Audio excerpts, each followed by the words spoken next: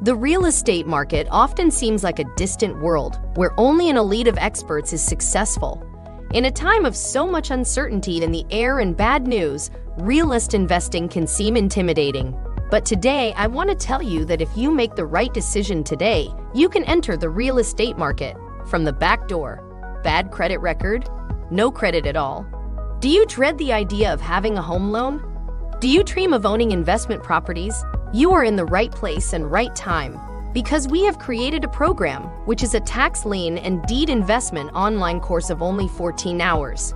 This course is specially designed for people like you who have big dreams. You will learn at your own pace and everything from your home computer. This is your chance. Join our membership for $19.99 a year. What are you waiting for? Visit our website primetimehomebuyerBuyback.org and sign up today for course access. Welcome to Primetime Home Buyers. It's the Secure Your Energy session on Mondays. Welcome. I have my glasses on. I don't know how this light is going to do me today. Let's see. Okay, let's do that. If the light get on my nerve, I'll put my glasses on. I hope you guys are having a fantastic Monday. You know, we're here on Mondays and Fridays. We're going to say usually around 6 p.m., but we are going to switch it up. This week, we're supposed to have been going live every on all my broadcasts in the afternoon, but obviously that didn't happen. But that is actually the aim. So if you don't catch it at this time, that means that we went live possibly around 2 p.m., okay? So today I had to switch it up because, you know, for the last couple of Monday lives, we've been very uniformal. I'm giving heavy information, and that was pertaining to contract laws, contract agreements in real estate, understanding how to do the appraisal process yourself, things like that. So today we're going to get back to, you know, some relaxed topics, but not, you know, I like to talk about consumer warnings. Okay. As a tax lien investor, as a quality assurance nurse in my profession, my mindset is preventative. So when I see things that go on, I take note of it. So if it was to happen to me, I can not intertwine with it. That means, you know, things pertaining to scams, or actually know a little bit about it and move forward. So this is why we do what we do. So today you see the topic, sneaky real estate scams 2023 edition.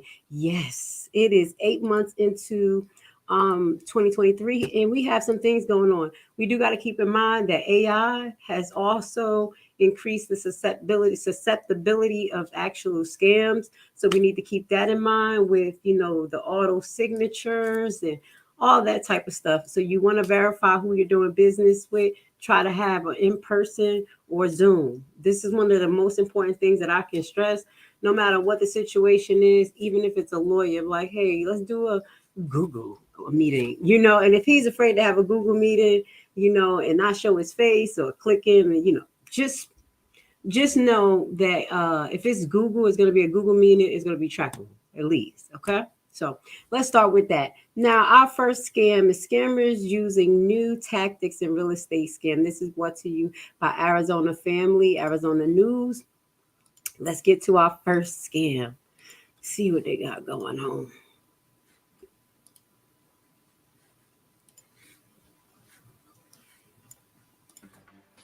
Welcome back. Purchasing property can be an expensive and stressful process. Yeah, and now scammers are getting involved by targeting potential buyers with a new twist. On your sides, Gary Harper is here with what to watch out for.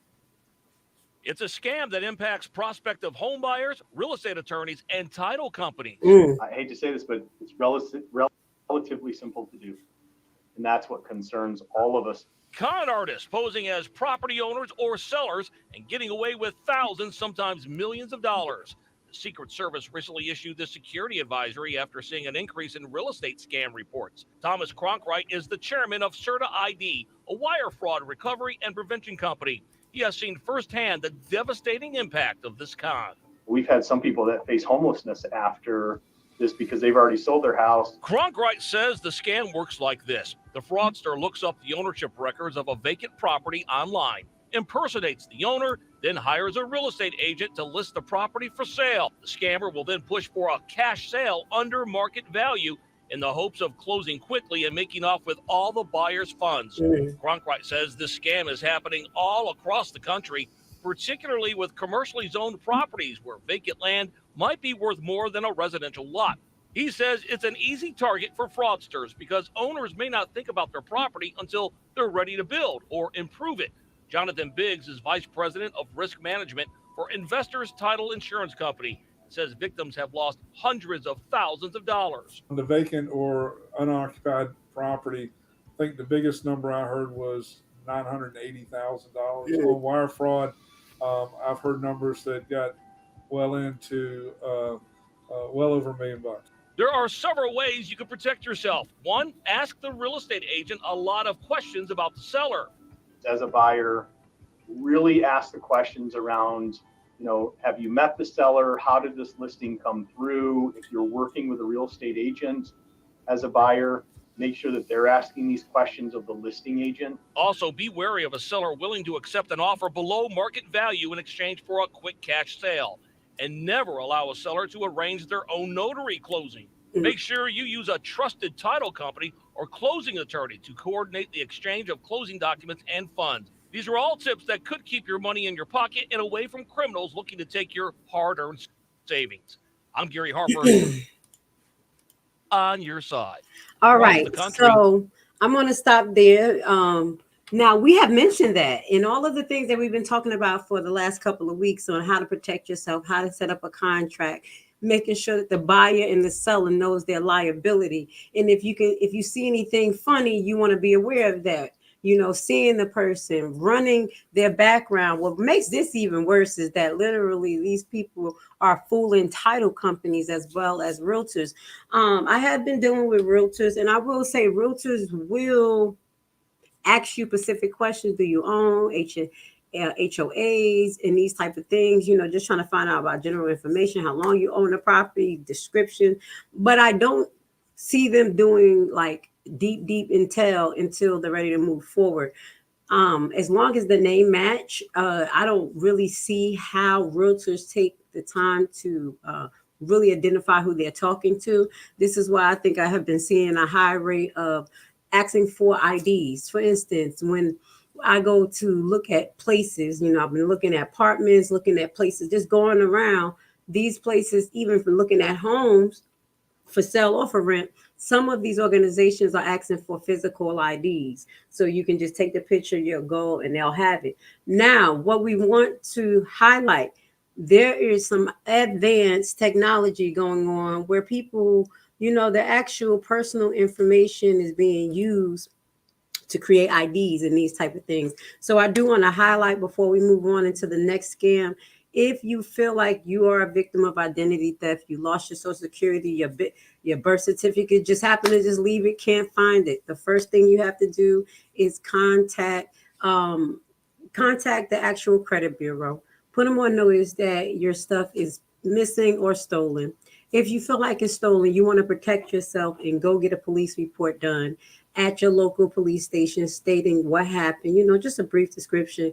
That is going to be forwarded to the creditors, as well as they have, I'm noticing Social Security's, okay. So they right on the ssa.gov website, you can go in to replace your Social Security card, and you want to talk to a representative as well and let them know the situation to see if they have any form of records that they keep to give them a heads up that this has happened. One of the other last things I want to suggest before we move on into the next scam is basically getting like a credit protection on you. You can pay $19.99 for Equifax. It's Credit Checker website where each month they'll take $19.99 now, give you updates on your credit changes, let you know your credit score. You can look at your credit score on all three bureaus. The greatest feature that I have saw, because this has happened to me when my kids were younger, literally all of our identity was taken out of a car, okay? Because the car was stolen and my stuff was in there. And basically, from that time all the way now, I've been paying $19.99 a month to put a lock on my account. So what happens is if anybody go and apply for credit in your name, you're going to be notified because they already verified you and everything and set up your secret passcodes and things like that. So I just want to give you a heads up that that's the most important thing you can do.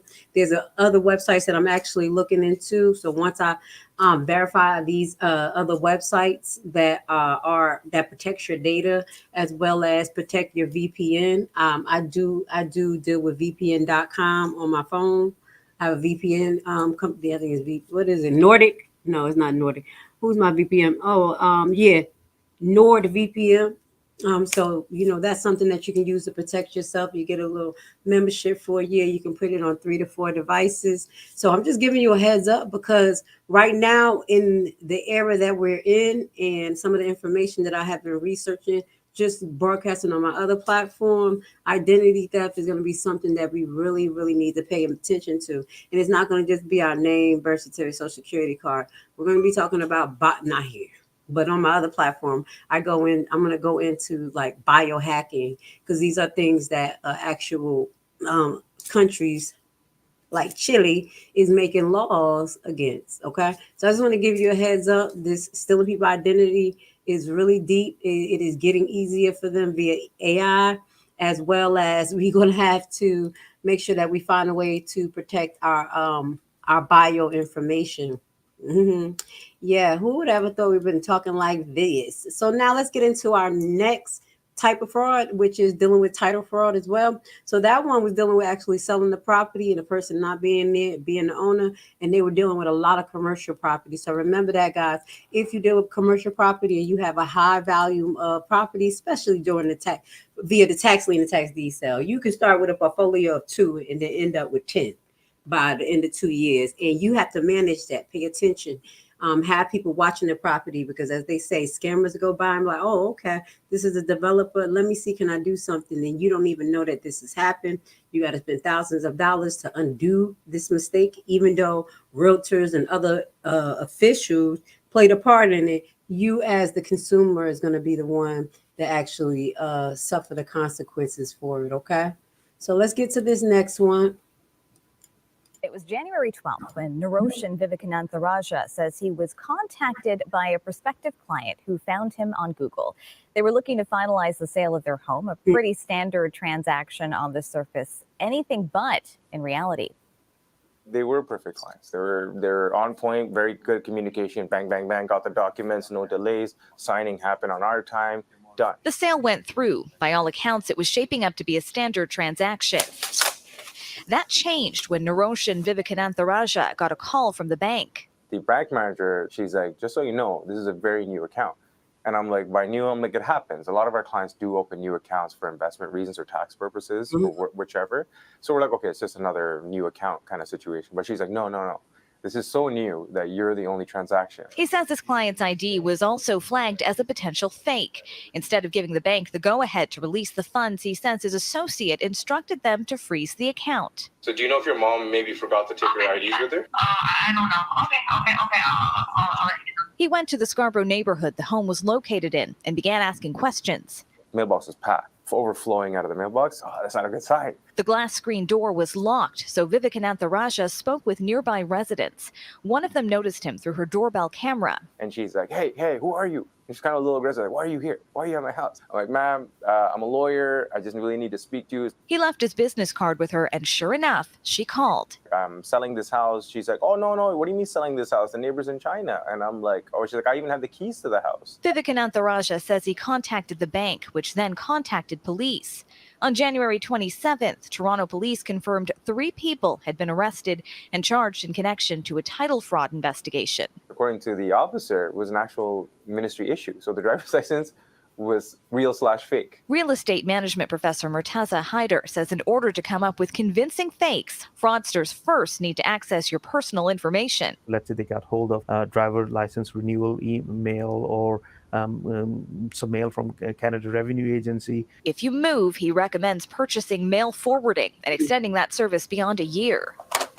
In the end, Vivekanantha Raja says the actual owner of the home was able to regain their title. The home buyers got their money back. It was pure intuition. My team Now, at the end of our interview, I asked Naroshan Vivekanantha Raja whether there were any key takeaways from his whole experience. And he says that while he doesn't condone what happened, he was impressed by the quality of the fabricated IDs. He says he can understand why so many of these transactions go through because the work that goes into them is so sophisticated.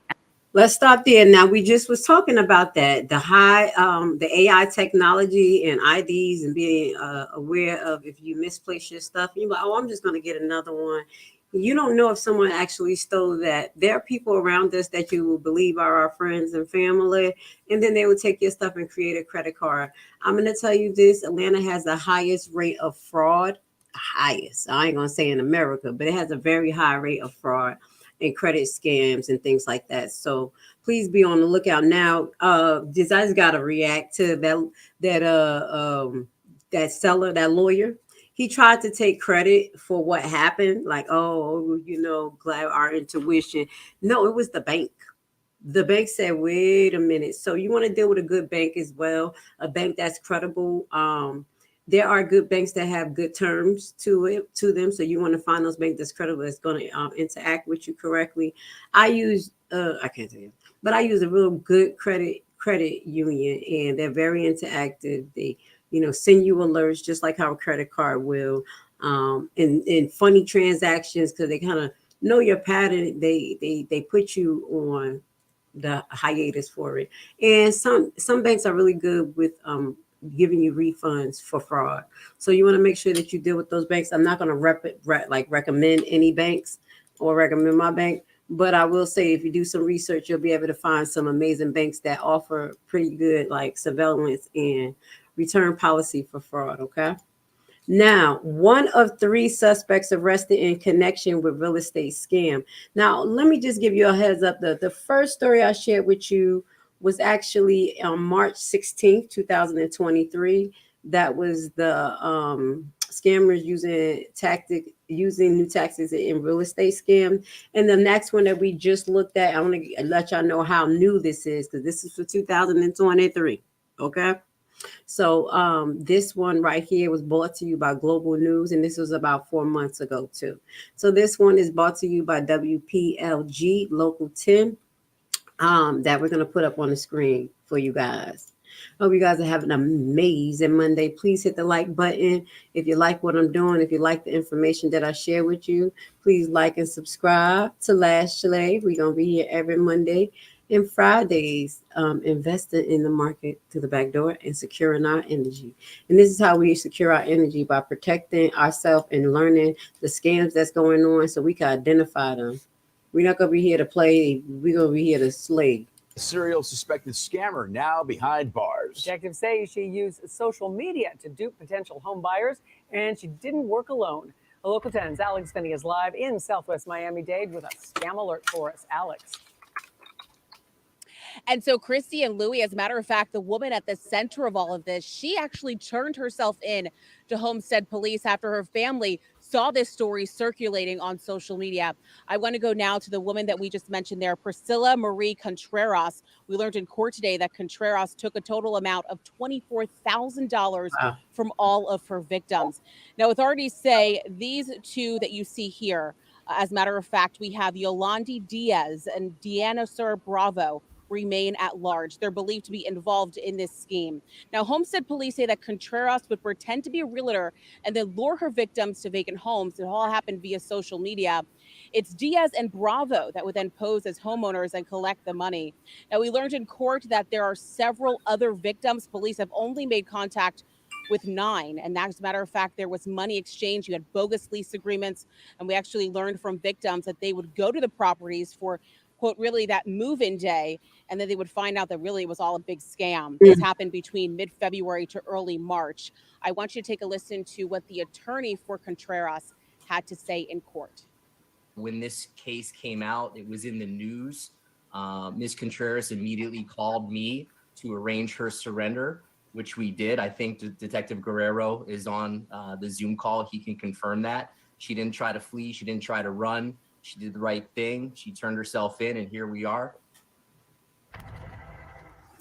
And now Contreras is being held on a $28,500 bond. It is worth noting here that there will be a Nebbia hearing, and that is to make sure that the money that she uses for this bond is not any of that stolen money from these alleged victims. And again, I do want to mention here that police, like you heard there, they still believe that there are more victims in this case. So if you happen to have been caught up in this scheme, they do want to hear from you. And those other two that I mentioned there are still at large. I'm going to stop there because they didn't really go into a lot of what she did and how she got the money, but it was pretty much simple. She just pretended like she owned the property. We're going to go into a list of some actual new scams. We're gonna talk about that to give you an idea of what this lady possibly could have done and been doing. I actually watched a true crimes video the other day. Let me tell you about it. Basically, it was this lady.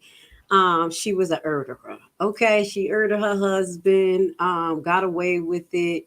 It was like an accident or whatever it was set up to be. So, that kind of built people up to continue to be devious. So what she did with the insurance money of $1 million, instead of setting up a legitimate business, she set up a legitimately fraudulent business, set it up as it was beautiful. A real estate agent buying and selling and flipping houses. She had people working for her. But basically what she was doing was convincing the maintenance man to break into the houses, and she will re-renovate the whole house. Okay. Re-renovate the whole house. Not hers at all. Hurry up and do a quick sale, rent it out to people. But she was more so renting it. Now, this was really crazy. She was renting it to people, and they were paying her rent through another guy. Now, this other guy was somebody who worked for her. They come to find out that a few of them knew what was going on, but the maintenance man who told, he was the one that was fed up. He had told her, like, I'm not about to be breaking, like, that's breaking into somebody's house. Where is your name is not on here. And that's what you need to do, people. You can literally just check public records to see if people's actual name is on it. So make a long story short, the young lady ended up getting reported to the police by him, and this was the second time they put the young lady under their radar. So they was like, oh, this is the one that husband mysteriously died, and now she has this fraud. So they followed it. Make a long story short, she was stealing people, abandoned houses, re-renovating it, renting them out, collecting rent, and then she tried to hire a hitman to murder. I know I'm telling you this story, but it's good. I was like, wow, this is real. This is a real like intrinsic real estate scheme to hire somebody to murder the guy. And then she was so bold. She was like, I'm gonna need you to murder my new husband too.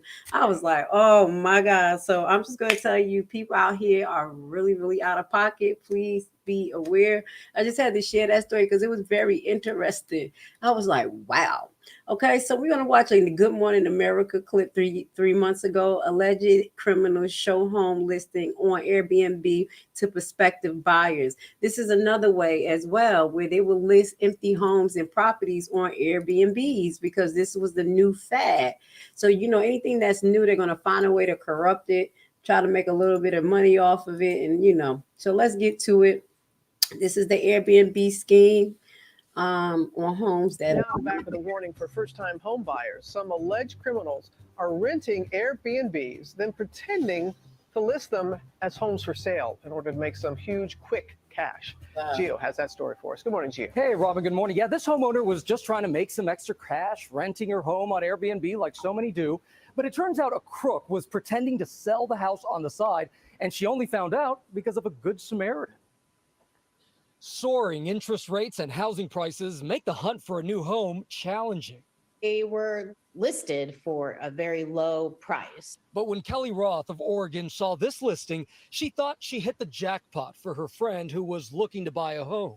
I had asked my husband, I said, where is this address? And then he said, it's over in this area. And I said, guess how much his house is? And he thought, 600,000. And I'm like, no, 225,000. And he was like, no way. And he goes, something must be not right. Roth agreed and decided to find the homeowner, Melissa Work, online. My heart started beating fast. I was just thinking, how in the world could my home be listed? Work confirmed her house was not for sale, but was listed as a short-term rental on Airbnb. Welcome, welcome.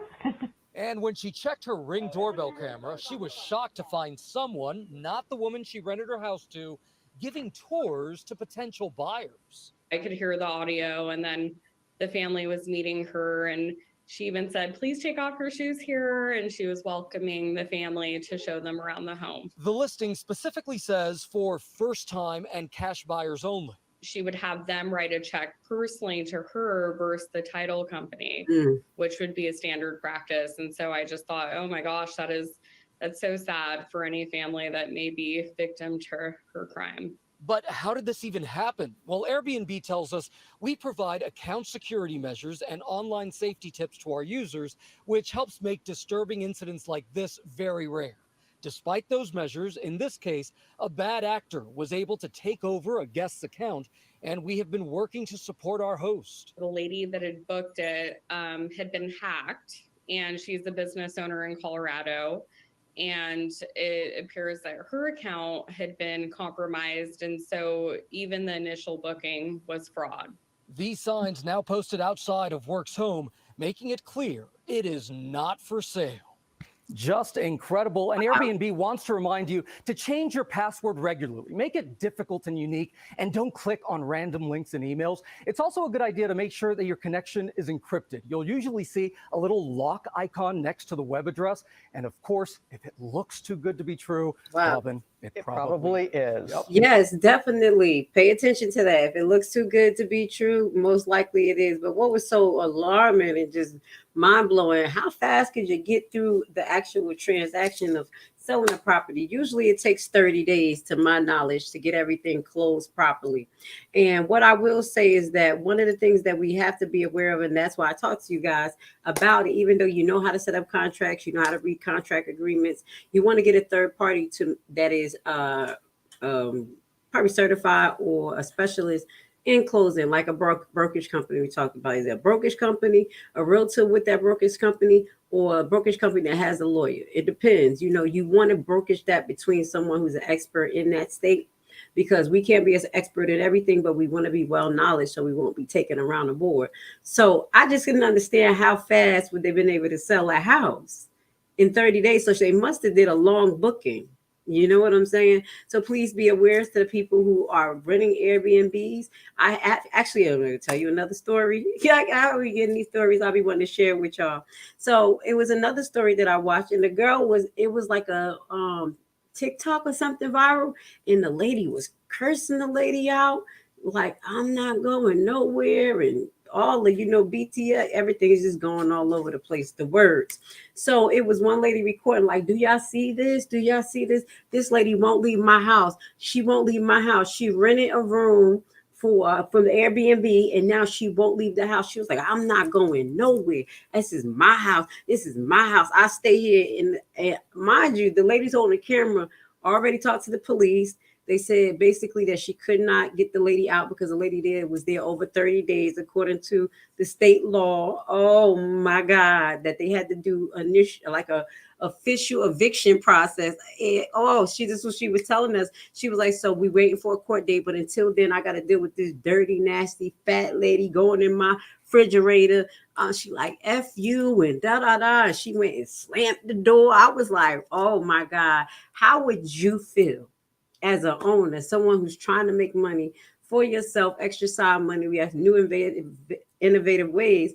Now we have new innovative ways people come and scam. And this was just terrible. Just let me know how you feel about that in the comments, because I was just like, wow. You will have to have the patience of the Most High to deal with that, because when you tell somebody to get out of your place, you know it's Airbnb, and they talking to you like that, that's trouble. That is trouble. Okay. All right. So know the state law too. Don't let nobody stay in your house more than 2 days. Gotta go. Just for the weekend. Gotta go. I'm just keeping it honest. Okay. Lawyer arrested at airport for allegedly fraud worth more than $10 million, police say. So allegedly this is real estate fraud. Let's get to it. Let's see what the lawyer have done. Now, we watch regular people and we watch regular title companies, realtors allegedly make mistakes. I'm not saying that they, was the whole set of fraud, but if they were on point, it wouldn't have been happening. Now let's see what this lawyer did. Okay, let's see what he got going on. Side of 41-year-old Shahid Malik's now defunct law office. Police say the lawyer is accused of defrauding at least 50 people and collecting millions of dollars in the process. Global News spoke to one victim who says he lost hundreds of thousands of dollars. This experience has left him deeply devastated. He told me that by the end of the month, everything gonna be okay. And I believe on him. This victim, who wishes not to be identified, put his money and his trust in Mississauga lawyer Shahid Malik for refinancing a property he bought in 2011. But the money never reached its destination. First mortgage payment, I asked him about what happened there, and he told me that was a problem with the financial institution, was a mistake from them. They're going to rectify the situation. The situation was never rectified. In January, he went to Malik's law office only to find it empty. Altogether, he lost $650,000, and he's not the only one. It is alleged that Shahid Malik received millions of dollars in trust for real estate transactions to allow the victims to pay off their outstanding mortgages. Peel Regional Police say they are aware of at least 50 victims, and it's possible there could be more. In January, officers issued a warrant for charges of defrauding the public and breach of trust. The 41-year-old was arrested at Pearson Airport on Wednesday upon returning back into the country. It's believed the totality of his fraudulent schemes amounts to more than $10 million. For this victim, who works long hours as a cleaner and has 2 kids, he says he deeply regrets getting involved with Malik. I working in the country for the past 27 years, and it's my time working here. Basically, I feel like I lose everything at that moment. I'm very happy that I received the news from the police that he arrested him already 2 days ago. I'm going to stop right there, okay? Now, I'm going to bring this up because this is my assumption of the situation. This makes sense because my thing is, why is he giving the lawyer money to refinance? Now, I have talked to you about trust. Anybody know about trust? The way that it plays a role in real estate exchange? What happens even when you hire a lawyer, they have a trust account. Even as a real estate investor, when you have properties and you're renting, and you're supposed to have a non-interest bearing account, which is kind of falls under the terms of a trust account for your business. So when the person plays the trustee, and this person is supposed to be the beneficiary, i.e. he may have been an illegal, not totally having his papers, but may have a visa. He's been here probably a while. Now, what I do know about a lot of people who come from other countries like this, they have a lot of pocket money. They don't deal with bank accounts. Mexican, Spanish, I'm being honest, Portugal people. So, they're not saying that they don't deal with it, but if they don't totally have their full status, they're kind of leery about doing that. And I'm not saying these people don't have money. They have hundreds of thousands of dollars. I'll give an example. There is some Mexican guys or Spanish guys that I've seen on the highway, and they all have Lincoln Navigators. And I'm like, why is it Lincoln Navigators on the highway? And then you see these little Spanish guys doing the lawn.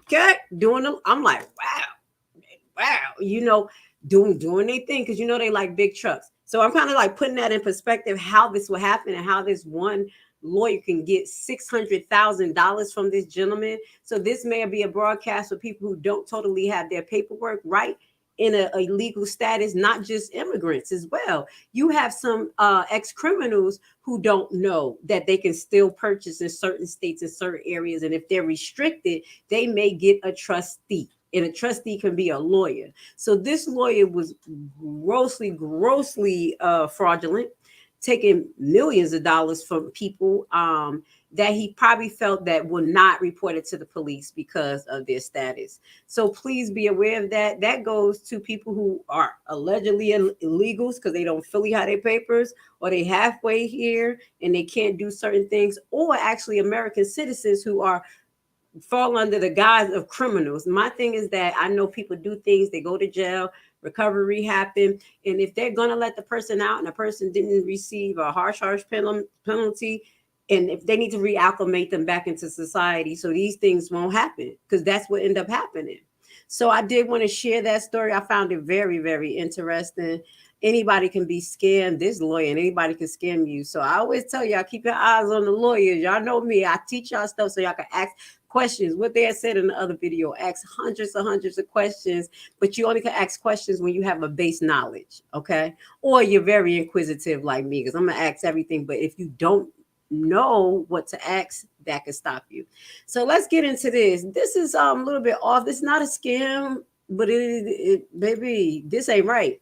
I feel like I was scammed out of my property. So what ended up happening in Atlanta 22 hours ago was Atlanta man sued for $68,000 demolished costs after city mistakenly tears down his house. Obviously, they wasn't gonna take responsibility if he has to sue. Let's just keep that in mind. That's why I'm like, let me just put this in the scam episode. Let's just get into it, because Atlanta and Georgia, you gotta be careful. Please be careful. I may warn this. I'm here. I'm a tough cookie. That's why, I made it through the fire. But I had to learn some things the hard way. But I ask questions. They don't like the questions I ask. The city demolished a man's home. He says he got no warning. Now they want him to pay for the demolition. Insult to injury, it was mind-blowing. I was flabbergasted. New developments at 6, the legal battle and why he fears the city could seize his property before his day in court. Live, local, late-breaking. This is Channel 2 Action News at 6 p.m. Coverage you can count on. Good Friday evening. Glad you're with us. Welcome to Channel 2 Action News at 6. I'm Linda Stouffer. Hi there, I'm Justin Farmer, and here are new developments. The city demolished his home, and now they're trying to foreclose on the land to pay for the $68,000 in demolition costs. Old time, an Atlanta man says that the paperwork had the wrong address on it. Channel 2 consumer investigator Justin Gray has been reporting on problems with the city's code enforcement division for some time. Justin's with us live in Southwest Atlanta. Yeah, and Justin, I'm standing right now on Lawton Street, but the paperwork for the demolition of what's now this vacant lot, it was for Lawton Avenue. That's a different place a mile away. But instead of correcting the mistake, the city is now trying to foreclose on this property to pay for that demo bill. Wow. I'm not going to let the city take this from me. I'm going to fight them tooth and nail. It's just a lot now. The city demolished the Southwest Atlanta house. But Everett Tripodis was served with a lawsuit from the city of Atlanta saying they intend to foreclose and take the land. When I saw that it came from the city, I was quite excited. Maybe it was a letter of apology. Maybe it was a check. Maybe they're going to justly compensate me. I opened it up and realized that they were suing me. We told you in a Channel 2 Action News story Oh, that's a nice house. Before tearing down the house, the city sent its notices that an inspector found the house unfit for habitation to wrong addresses. Certified letters were returned to sender. Even the official demolition hearing notice was for Lawton Avenue, zip code 30314. But Tripodis' home is on Lawton Street, 30310, 1.4 miles away. Our Channel 2 Action News story got the attention of City Council. A review of the city's demolition or in-room process reported to Council in April found that some property owners were unaware their homes were up for demolition. But now, even after those problems were flagged to city leaders, Tripodis got served with this lawsuit, the city alleging that, quote, the property should be sold at public outcry unless one or more of the interested parties tenders the full redemption amount. That amount, with interest, it's now more than $68,000 in demolition costs. After you air the story, after everyone sees it, instead of them fixing the problem, they double down and do it again. Wow. It's like after the slap comes the spit in my face. I'm just frustrated. And Tripodis had already filed a lawsuit against the city for the demo. That's been stuck in the Fulton court system. But this foreclosure suit, he only has a few weeks to respond to it. Now, we did reach out to the mayor's office. They tell us they are researching this situation. Wow. Reporting live in Southwest Atlanta, Justin Gray, Channel 2 Action News. Wow. I just had to show y'all that we're going to keep y'all up to date on this, because the last time I did a live about scams, this was one of the stories that I shared. And I was so surprised but not surprised. One of the issues I'm going to find here, and I'm just trying to find a good picture so that everybody don't look crazy. One of the things that I find here in the city of Atlanta and Georgia, everywhere, they name the places the same names. I mean, like, for instance, there's a Jodico Road. So many places here. That's why I don't even bother to learn the area. Honestly, I just do GPS and have a general idea where to go out here in Georgia, because I'm like, this is ridiculous. There's so many Jodico Roads, Jodico Street, Jodico Valley, Jodico Essence. Like, what is going on? So the mistake was done on the county level. And it's so sad, because what I'm going to say, how I feel about this, I think they're looking at it like, okay, you want to try to expose me? This is my opinion. Yeah, I'm going to break you. Because first and foremost, it costs money to file a lawsuit. When you're moving these type of lawsuit, and it's not like an injury lawsuit where you're going to get money back, like a big thing. Most of them, you have to pay lawyer retainer fees. Every time they send a letter, every time they make a filing, you have to pay that. You have to put money in the trust. So what bigger entities try to do, or allegedly government agencies, keep you in the court system so you can continue to liquidate your assets, your funds. So right when they know that this is happening, they have this happening at the same time. Now,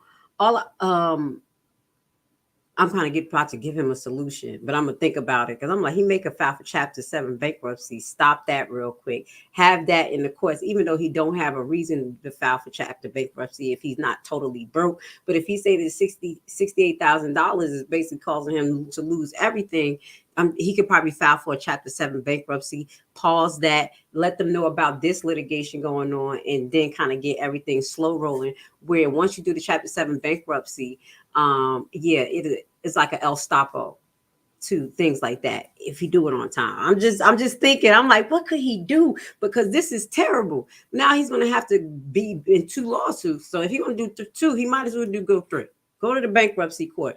We're going to keep our eye on this subject, because this happened in Atlanta. I can see how this happened, especially because of the system. The system is not wellly connected. Not like you got the tax assessor's office, the registry office. They don't really have a system where everybody can kind of intertwine. It's a lot of paperwork. People are now trying to get up to date on technologies, but that don't mean that it's like a universal technology. You know, for instance, I think like in Jersey, they can see your registration, your license, this, that, and the third, all in one motor vehicle.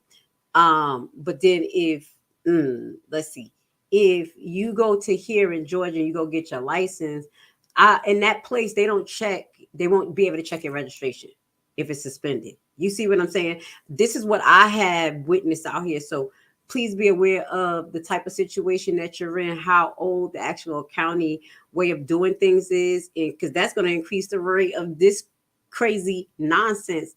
And then they're going to double down and be like this.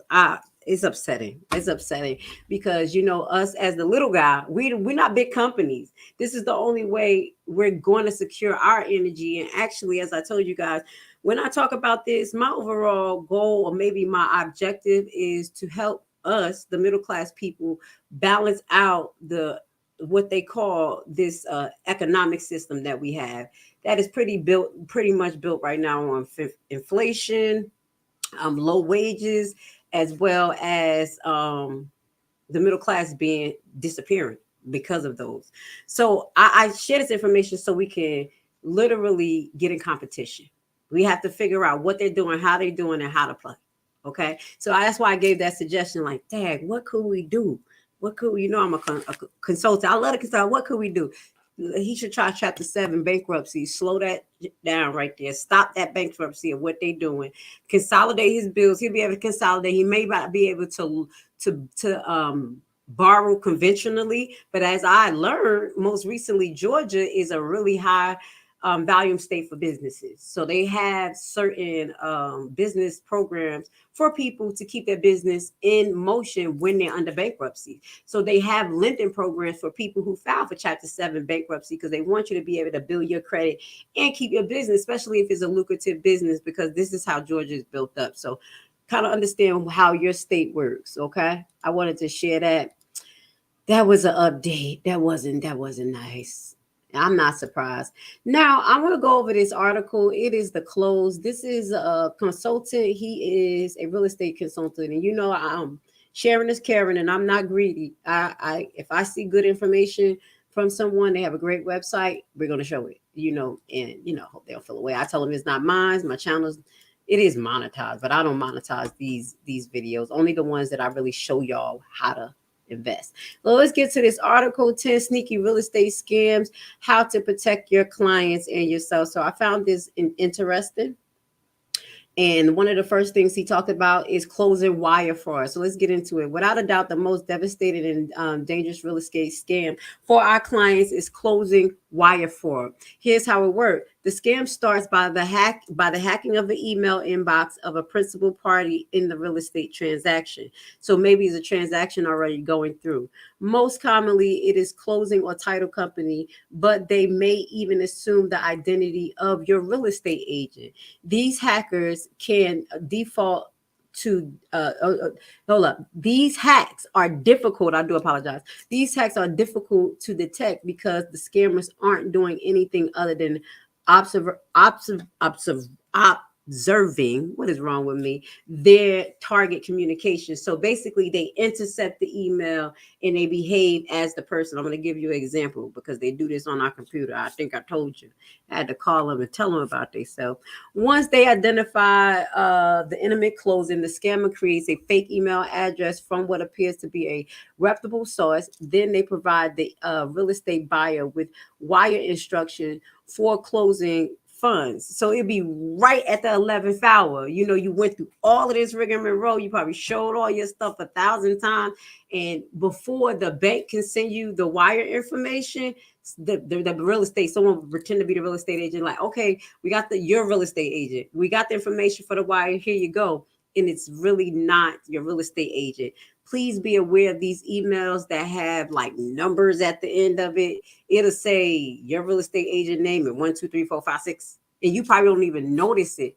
Please pay attention to that. It'll say Amazon 1, 2, 3, 4, 5, 6. It'll say Home Depot 1, 2, 3 at something. Okay, so just please pay attention to those with those email intersection and those phishing emails. So unsuspected buyers then wire the funds to the scammer instead of the closing company, often to the tune of tens of even thousands of dollars. Funds wired to nefarious accounts, especially in offshore and often unregulated banks, are incredibly difficult to recover and are often never seen again. So these offshore accounts, and I'm gonna just be honest, I'm gonna tell you something about this when we move. But before we get to the next one, I have been dealing. You're gonna find this as well. As a business owner, you know, it's been really not easy for me at all to market my company, Primetime Home Buyers. That's why you see me going live on Mondays and Tuesdays. Created the platform. I love what I do. I'm invested in it.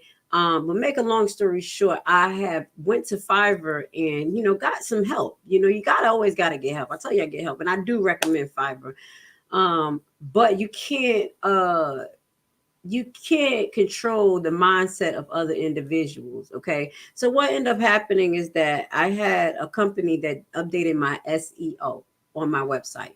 And I also had another company that updated some of the colors on my website, you know, just giving it upbeat for marketing. Cause I'm like, hey, I know what I like to see and what I like to do. But if you're a specialist in marketing, tune it up a little bit. So what I noticed after that, just right after I gave this person access, actually, it was about 3-4 days in the contract was about to be up, meaning you go on Fiverr, they have a set amount of time to do it. And just before the time they're supposed to submit the finished result, you approve it, don't approve it, ask for changes. So about the day before, I noticed that like nothing was happening on my website. So I'm like, what is going on? Because I know how to set up my SEO. So I was able to see nothing was changing. When I finally got in contact with the gentleman, he was like, oh no, it's done. I'm going to do it. He went and did it. Then I look and I'm like, no, this is not right. You know, this is not correct. I don't really like it, but I'm just going to leave it. Okay. He got it done. I had to go back and fix it up. He just put anything. Okay. Just anything. Then I noticed that next day, less than 24 hours, I received 5 new members. Now, this is when I was offering the free membership. Okay. Now it was 5 new free members, and then it was like 1 international member. So I was like, wow. But what they didn't know is that through the platform I have, I can see when people log in where they're coming from, what country at least. And if you're coming from the same IP address, it's going to look like you're returning visitors. That's how we track the conversions of websites. Okay. So I'm noticing I'm getting this visit from Pakistan. I'm like, why am I getting this visit from Pakistan? I know I have an international website that kind of hosts and help people in, but this not right. Now, this is the same country that the guy from the SEO place is from. So I'm keeping it in mind, like, okay, same country, same region, and this is on my website. Now, I did give a membership for free, but the membership for free wasn't consistent of which I think it was. It didn't have a bunch of videos or anything. The most you can spend the time under the membership, I'm gonna say about 4 hours. Okay, just getting basic of what tax lien these is. But when the person on it for 8 hours, 9 hours, for 3 days, I'm like, are they studying? Like, because I can tell when people studying, but I'm like, what the hell is they studying if they don't have access to anything? I went and looked at my programs, and it looked like the membership was changed to give them full access to the course.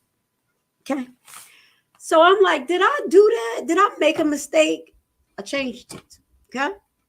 A day later, go back and check it again because they on the website. Like, okay, it's changed again. Am I crazy?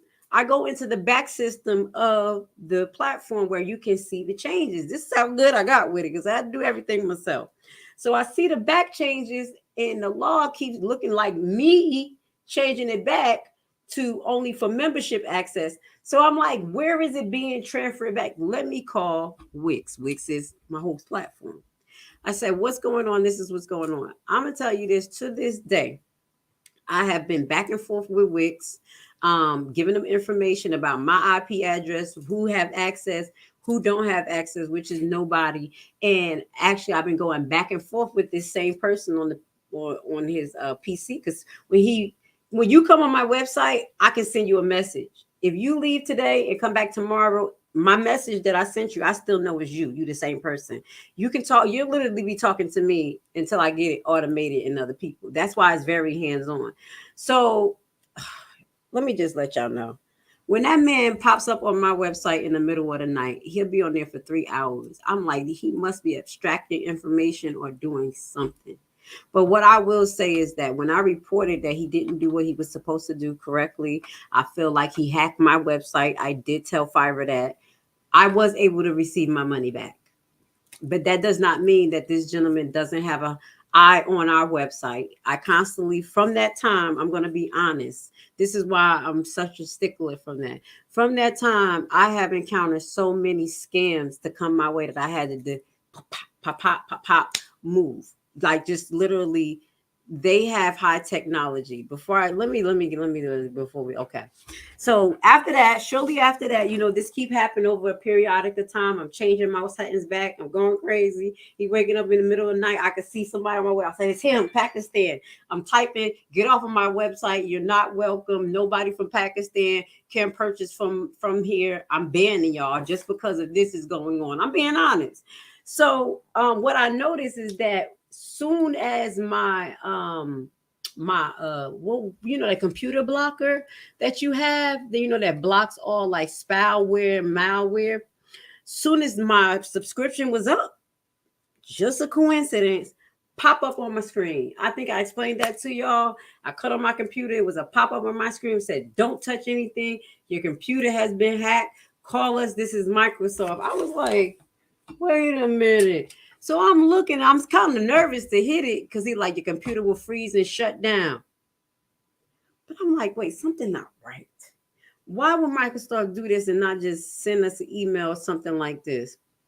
So basically what I did was like bump it. I just clicked it and it went away. Like I clicked under it and it just disappeared. Nothing happened to my computer. Okay. But before I did that, Missy, I took a picture and then there was a number there. So I called the number, but I called the number from a number that wasn't associated with my personal self. Okay. My personal phone number is connected to a lot of personal stuff, but my business phone number is connected to different business. So I called them back and I told them, why are you trying to scam me? Oh, ma'am, I'm not trying to scam you. I said, you're not Microsoft. And mind you, I wasn't using these terms or these words. But basically, she said, why you call back if you knew I was scamming you? I said, oh, no, no, no, no, no. We ain't doing this today. So, yeah.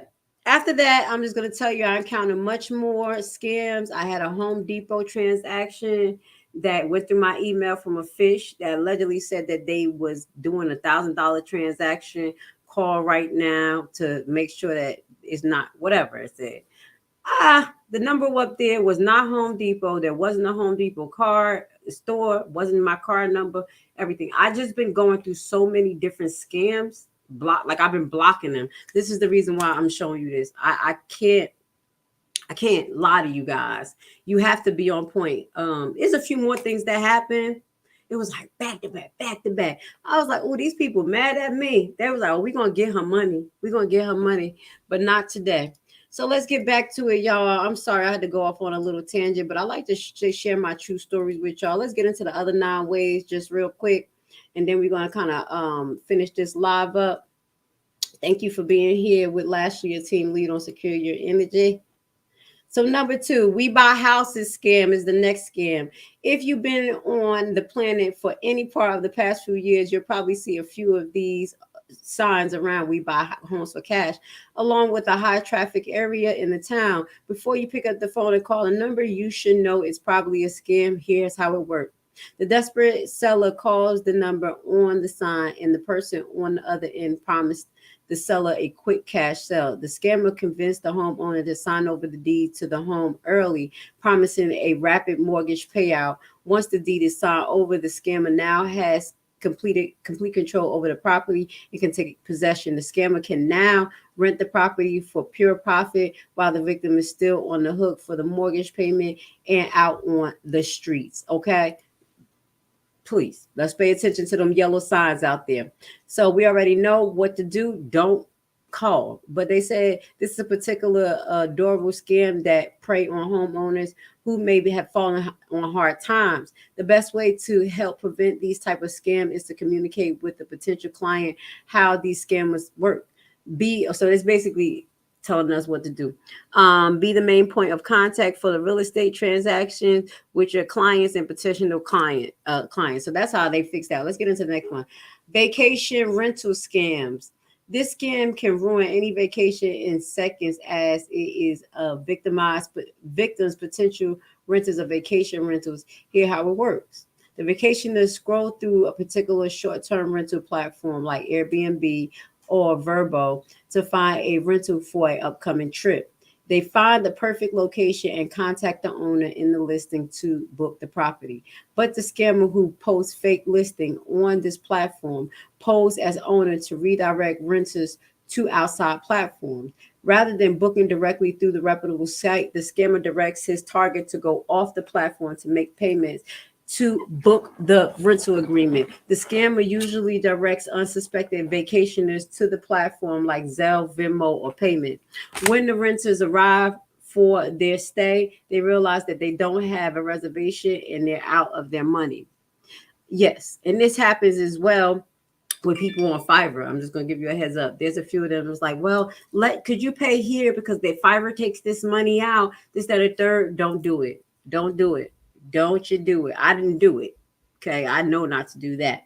So now looking to buy in your neighborhood scam. Okay. This scam is a little newer than some of the other scams in the list. It looks legit when you receive a text or a voice saying, I'm not sure if you have the right number, but I'm looking to buy a house in your neighborhood within the next couple of weeks.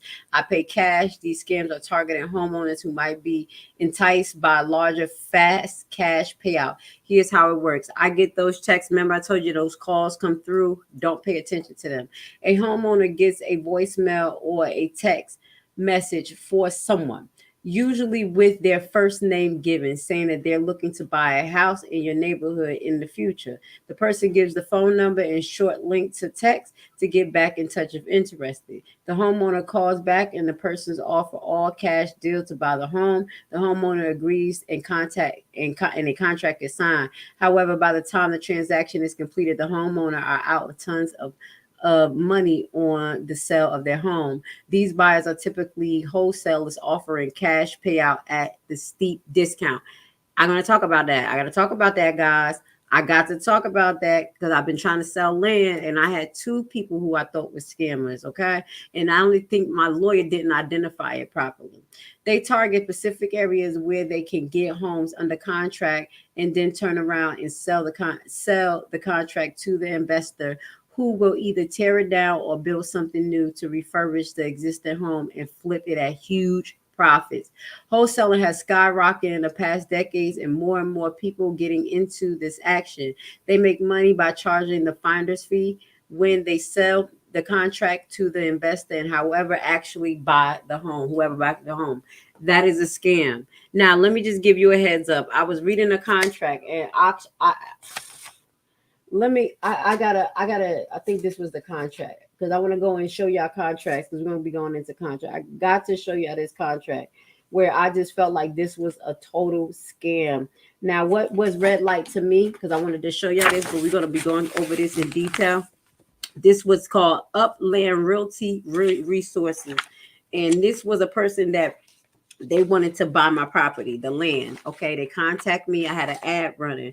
But what was really crazy about this was that in this agreement, they had authorization in this agreement, and it's right here. Because I told them, I said, before we do anything, could you send me an agreement about how the agreement would look so I could overlook at it before we do anything? I'm not here to play, I'm here to slay. So they acknowledge what it says. It says authorization to sign listing documents to office. Hold on. This is not it. It says, hold on, closing procedures, title procedures, time assessments, capital. Okay, basically, okay, is it this one? It is.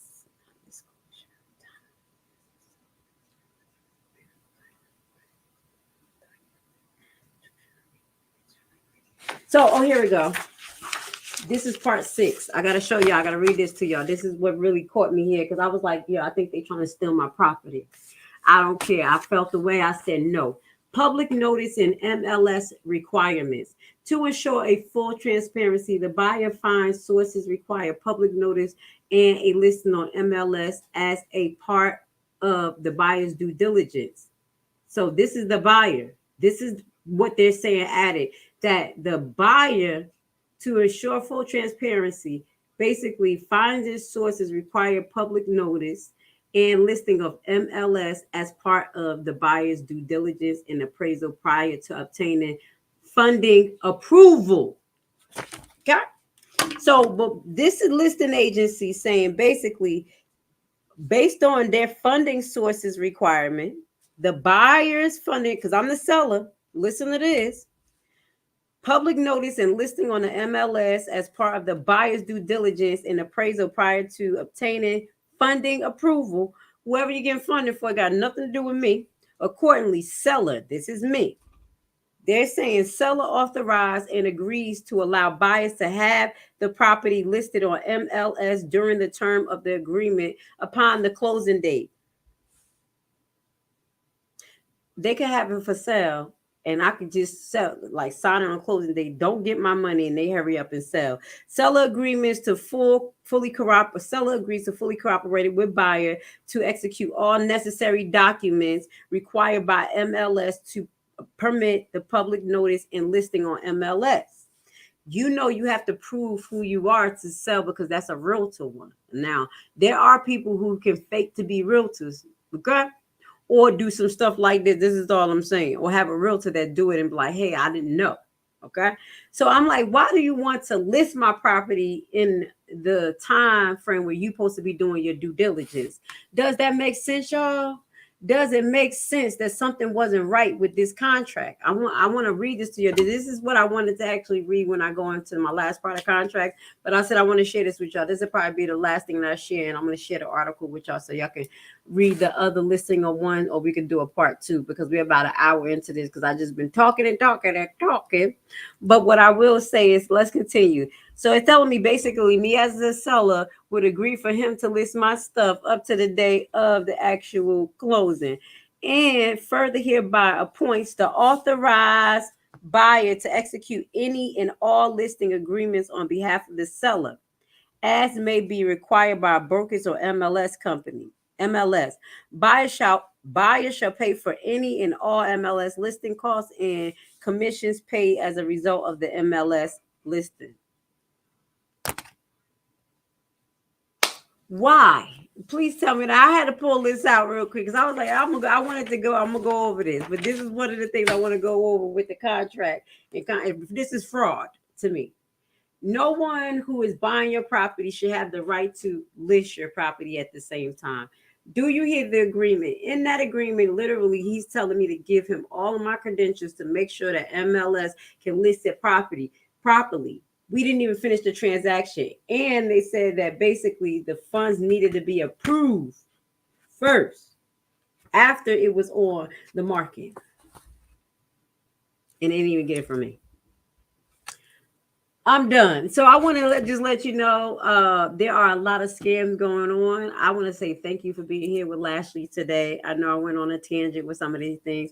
I wanted to spice it up because I was bored, kept doing the PowerPoints, but learning is the most important thing that we do here on Secure Your Energy and Primetime Home Buyers. But you know, I got to spice it up, and I got to tell you my real life stories. I have so many more of those scam stories. My son almost got scammed. I almost got scammed, ID, all types of stuff. So if you don't remember some of the resources that I shared with you today, I will upload them under the website, but you want to go to SSA Association. If you got your social security, SSA.gov. If you got your social security number stolen, you want to go to Vital Records, report that your birth certificate has been stolen, get a copy of that birth certificate. Also, go to the police department, report the birth certificate and social security card or whatever stolen, so you can have that for your evidence. So as of that day, you will be protected from the transactions that any criminal will do. Last part I will recommend is to get a trusted credit bureau protection program. That's probably like $19.99 a month, $17.99 a month. You can put a lock on your credit. That means that if anybody buys anything, they will not let it go by. They will contact you first before they will open it up. Okay, it's very important to do that. So I hope this was a great experience for you guys. I'm actually coming back on Friday. Friday, we're gonna get a little back into. We only got 2 more states to do. We got 2 or 3 more states to do, and my ADHD kicked in. Yeah, that's why I've been jumping all over. It's summertime fun. But I haven't been jumping all over. Y'all kind of see everything, the connection. We went into law, we went into contracts, went into how to sell, appraise, all of that. If you haven't seen it, go to our YouTube page and Rumble page. If not, become a member, because like as I told you, in the next couple of months, we're going to have everything set up so wonderfully, like every type of section that we go over, you're going to be able to find it, key it, just watch it like you on YouTube, okay? So on Friday, we're going to go into Vermont tax deed state sale, and we're going to go over to we're going to be talking about deed transfer procedures, okay, in that particular state, and go into detail because that's going to be highlighting just a little bit more information about how to sell a property and what to expect, because the deed transfer procedure is something very important. Okay, so with that goes to say, I love you guys. Thank you for being here with Lashley. I got my legs crossed like I'm over here just meditating, enjoying my life. I will see you guys on Friday. The real estate market often seems like a distant world where only an elite of experts is successful. In a time of so much uncertainty in the air and bad news, realist investing can seem intimidating. But today, I want to tell you that if you make the right decision today, you can enter the real estate market from the back door. Bad credit record? No credit at all? Do you dread the idea of having a home loan? Do you dream of owning investment properties? You are in the right place and right time, because we have created a program which is a tax lien and deed investment online course of only 14 hours. This course is specially designed for people like you who have big dreams. You will learn at your own pace and everything from your home computer. This is your chance. Join our membership for $19.99 a year. What are you waiting for? Visit our website primetimehomebuyerBuyback.org and sign up today for course access.